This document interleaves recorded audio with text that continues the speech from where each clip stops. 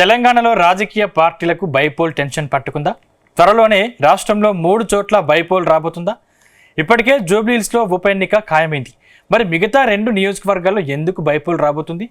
Jubilee Hills bypoll కోసం ఇప్పటికే 3 పార్టీలు సర్వేల మీద సర్వేలు చేస్తున్నాయి. గెలుపు గుర్రాలకే టికెట్ ఇచ్చే ఆలోచన చేస్తున్నాయి.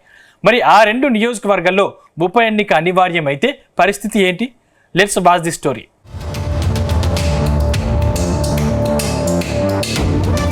గ్రేటర్ హైదరాబాద్లో మరో బైపోల్ ఖాయమైంది. జూబ్లీహిల్స్ సిట్టింగ్ ఎమ్మెల్యే మాగంటి గోపీనాథ్ మరణంతో ఉప ఎన్నిక అనివార్యమైంది. ఇప్పటికే బైపోల్లో గెలిచేందుకు గులాబీ పార్టీ కసరత్తు మొదలుపెట్టింది. అయితే ఎమ్మెల్యే మాగంటి గోపీనాథ్ భార్యకు టికెట్ ఇవ్వాలని హైకమాండ్ ఆలోచిస్తోంది. అయితే రేసులోకి మాగంటి గోపీనాథ్ సోదరుడు వజ్రనాథ్తో పాటు మాగంటి గోపీనాథ్ మొదటి భార్య కొడుకు వచ్చినట్లు తెలుస్తోంది. ఎమ్మెల్యే టికెట్ తనకు ఇవ్వాలని అమెరికాలో ఉన్న మాగంటి కుమారుడు గులాబీ లీడర్లను అడిగినట్టు సమాచారం. ఒకే ఫ్యామిలీ నుంచి 3 టికెట్ కోసం వెయిటింగ్లో ఉండడంతో బీఆర్ఎస్ హైకమాండ్ ఎటూ తేల్చుకోలేకపోతున్నట్టు తెలుస్తోంది. మరోవైపు మాగంటి కుటుంబానికి టికెట్ ఇవ్వకపోతే తమ పేరును పరిశీలించాలని మరికొందరు నేతలు హైకమాండ్ను కోరుతున్నారట. కానీ హైకమాండ్ మాత్రం గెలుపు గుర్రానికే టికెట్ ఇస్తామని అంటోంది. ఇదే విషయమై సర్వే కూడా చేయిస్తున్నట్టు తెలుస్తోంది. కానీ ఇక్కడే మరో టాక్ వినిపిస్తోంది. జూబ్లీహిల్స్తో పాటు మరో 2 నియోజకవర్గాల్లో బైపోల్ రాబోతుందని అంటున్నారు.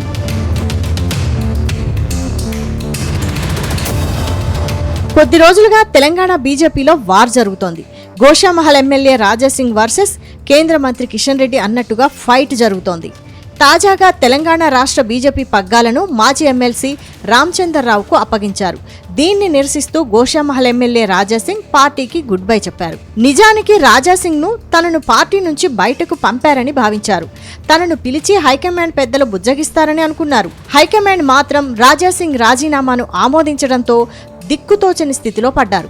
ఇప్పుడు బీజేపీ హైకమాండ్ రాజాసింగ్ పై అనర్హత వేటు వేయాలని స్పీకర్ను కోరే అవకాశం ఉందట. కానీ రాజాసింగ్ మాత్రం ఆలోపే తన ఎమ్మెల్యే పదవికి రాజీనామా చేసి బైపోల్లో తిరిగి పోటీ చేసేందుకు రెడీ అవుతున్నట్టు టాక్ వినిపిస్తోంది. అంతేకాదు రాజాసింగ్ మహారాష్ట్ర పాలిటిక్స్లోకి ఎంట్రీ ఇచ్చేందుకు రెడీ అవుతున్నట్టు సమాచారం. మహారాష్ట్రలో శివసేన పార్టీకి బలమైన కేడర్ ఉంది. కానీ ఆ పార్టీకి తెలంగాణలో ఎలాంటి గుర్తింపు లేదు.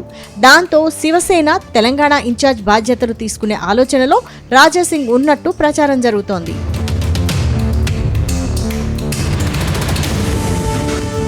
మరోవైపు ఖైరతాబాద్లోనూ బైపోల్ ఖాయమని అంటున్నారు. అక్కడ సిట్టింగ్ ఎమ్మెల్యే దానం నాగేందర్ పైన అనర్హత వేటు పడే అవకాశం ఉందని అంటున్నారు. గత అసెంబ్లీ ఎన్నికల్లో బీఆర్ఎస్ పార్టీ నుంచి దానం నాగేందర్ గెలుపొందారు. కానీ రాష్ట్రంలో కాంగ్రెస్ పార్టీ అధికారంలోకి రావడంతో పార్టీ మారారు. దాంతో దానం నాగేందర్ పై అనర్హత వేటు వేయాలంటూ బీఆర్ఎస్ పార్టీ హైకోర్టులో పిటిషన్ దాఖలు చేసింది. ఈ నెలాఖరు లోపు ఈ కేసులో తీర్పు ఎప్పుడైనా వచ్చే అవకాశం ఉంది. ఈ నేపథ్యంలోనే దానం నాగేందర్ సైతం తన ఎమ్మెల్యే పదవికి రాజీనామా చేసే యోచనలో ఉన్నట్టు తెలుస్తోంది. ఇటీవలే ఢిల్లీ వెళ్లిన దానం నాగేందర్ తనకు మంత్రి పదవి ఇవ్వాలని హైకమాండ్ పెద్దలను కోరారు. తనకు మంత్రి పదవి ఇస్తే ఖైరతాబాద్లో రిజైన్ చేసి మళ్లీ గెలుస్తానని చెప్పారట. కానీ దానం రాజీనామాపై క్లారిటీ ఇవ్వని హైకమాండ్ రిజైన్ చేసేందుకు మాత్రం రెడీగా ఉండాలనే సంకేతాలను పంపిందని గాంధీభవన్ వర్గాలు అంటున్నాయి.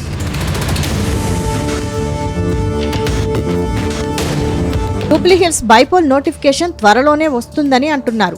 ఆలోపు రాజాసింగ్ దానం నాగేందర్ కూడా రాజీనామా చేస్తే మాత్రం 3 చోట్ల బైపోల్ పక్కా అంటున్నారు. ఇదే జరిగితే మాత్రం అన్ని రాజకీయ పార్టీలకు అగ్ని పరీక్ష అంటున్నారు. మరోవైపు బైపోల్ కాంగ్రెస్ పార్టీకి ప్లస్ అయ్యే అవకాశం ఉంది. ఇప్పటికే కంటోన్మెంట్ సీటును కాంగ్రెస్ చేజిక్కించుకుంది. ఇప్పుడు జూబ్లీహిల్స్ లోనూ పాగా వేసేందుకు రెడీ అవుతోంది. మరోవైపు బీజేపీ కూడా గోషామహల్ తమ సిట్టింగ్ సీటు కావడంతో అక్కడ పాగా వేసేందుకు రంగం సిద్ధం చేసుకుంటోంది.